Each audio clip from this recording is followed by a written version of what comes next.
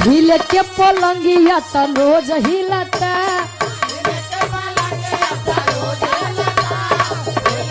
क्या बात है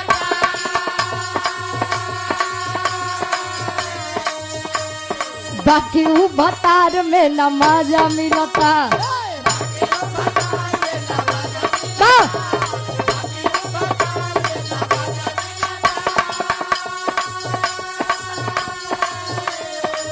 हिले के पलंगिया त रोज हिलता बाकी ऊ भतार में न मजा मिलता लेकिन कहे चौकी पहो त नहीं खे सही से मिलनवा बलम के बाहुर बेलनवा बलम के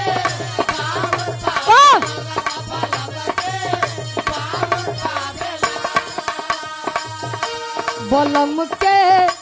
बांगुड़ बेलनवा बलम के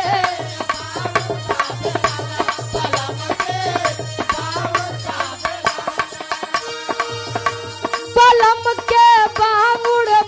बेलनवा बलम